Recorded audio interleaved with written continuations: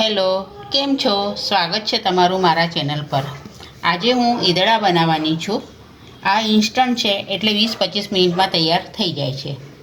તો ચાલો આપણે વિડીયો શરૂ કરીએ. અને તમે આ ચેનલ જોતા હો તો એને સબસ્ક્રાઈબ જરૂરથી કરજો. અને મારા નવા વિડીયો આવશે એ તમે જરૂરથી જોતા રહેજો. હવે આપણા ઈદડા ઠંડા થઈ ગયા છે. હવે આપણે એને કટ કરી લઈશું.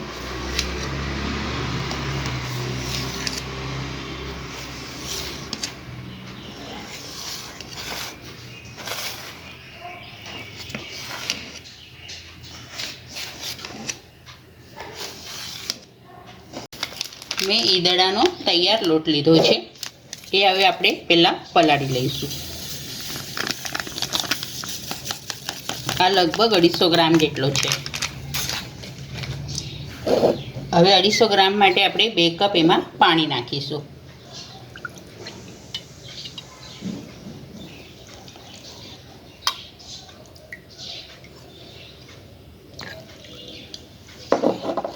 હવે આને આપણે પહેલાં હલાવી લઈશું. આમાં કશું જ નાખવાનું નથી. આમાં મીઠું બધું અંદર આવે જ છે.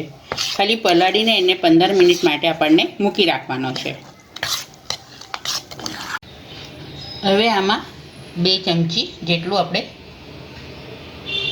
તેલ નાખીશું. એટલે આપણા ઈદડા અંદરથી એકદમ સોફ્ટ થશે.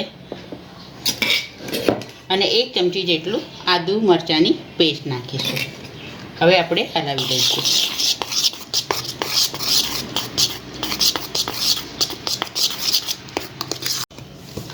હવે આને બરાબર આપણે 1 મિનિટ માટે ફીણી લઈશું. એટલે લોટ આપણો એકદમ હલકો થઈ જશે.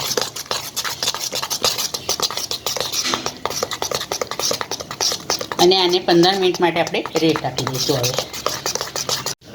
હવે ઈદડાને પલાળીને 15 થી 20 મિનિટ થઈ ગયા છે. હવે આપણે બરાબર પહેલાં એક વખત ફીણી લઈશું.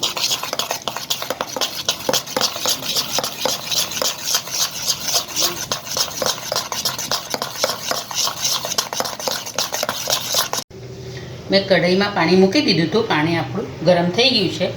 થાળી પણ તેલથી ગ્રીસ કરીને મૂકી દીધી છે. હવે આપણે આ ખીરું પાથરી દઈશું.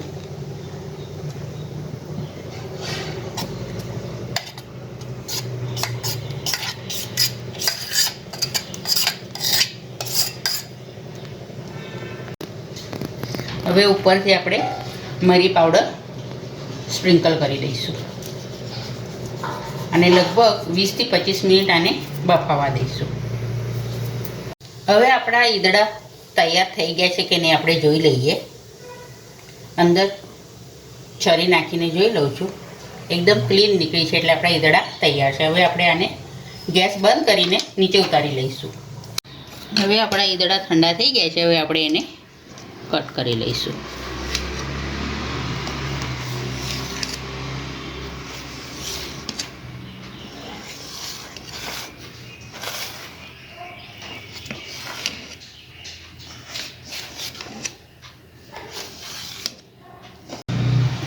હવે આપણે એક પ્લેટમાં લઈ લઈશું.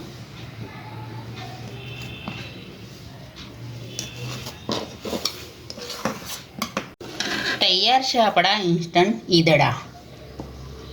આ ઈદડા લગભગ 20 થી 25 મિનિટમાં તૈયાર થઈ જાય છે. આ વિડીયો તમને ગમે હોય તો લાઈક કરજો, શેર કરજો. ચેનલ પર નવા હો તો સબસ્ક્રાઈબ કરજો.